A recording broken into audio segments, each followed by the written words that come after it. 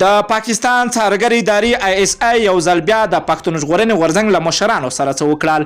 د سلام په وړاندې کولو سره یو ځل بیا درته یو نوې ویډیو ته راغلاست وایمه. نن سه شنبه مازدیګر مهال د پاکستان څارګر ادارې د پښتون ژغورنې غورځنګ پر غړي فضل خان ډوکیټ باندې برید کړی ده. د پاکستان ریاست د خپل چپریکي بریدونو په طرز کې د ازل د پښتون ژغورنې غورځنګ بل غړي فضل خان ډوکیټ په نښه کړی، خو نوموړي له دغه پیښې څخه روغ رمټ وتلی ده. دا لومړنی ځل نه ده چې پاکستاني ریاست او د دوی څارګر ادارې د پښتون ژغورنې غورځنګ غړي په نښه کوي، بلکې تر دې وړاندې هم لسګونه او سلګونه فعال پښتانه زخمیان کړي او په شهادت یې رسولي دي.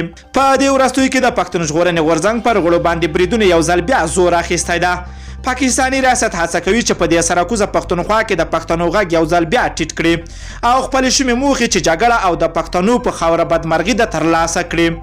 تیره ورځ هم د ډیورنډ تپل شوي کرښې په اوږدو کې د پاکستان لخوا تازه په پښو درول شوي روزل شوي ډلې چې بیخي نوې هم بلل کېږي د پښتون ژغورنې غورځنګ غړو او نورو بنسټونو ته مرګونې ګواښونه کړي دي.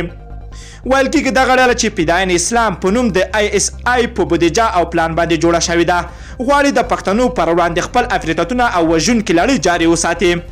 PTM په وروستیو څو کلونو کې له انقلابي دریځ سره پاکستاني ادارې پر وړاندې د حق غوښتنې پاڅون کړی ده او سره له دې چې ډیر فعالان یې ورته شهیدان کړي او یا یې ځورولي دي، خو بیا هم له خپلې برحقې مبارزې پر شا شوي نه دي. د فدایان اسلام په نوم دغه اورپکه ډله چې د ISI پټ ملاتړ له ځان سره لري په خپل وروستي بیان کې ویلي دي چې د پښتون ژغورنې غورځنګ غواړي چې په سیمه کې فحاشي خپره کړي، نو په وینا یې ځکه خو یې باید مخه ډوبه کړل شي.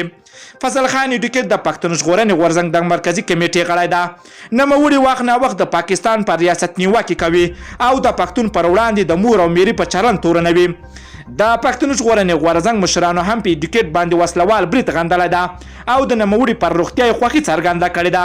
دغه غورځنګ مخکښه غړي ثنا اجاز پر خپل ټویټر پاڼه لیکلي دي چې د پاکستاني ریاست لخوا په فضل خان ډوکیټ باندې د ګولۍ حملې او وارخطایي نښې دي.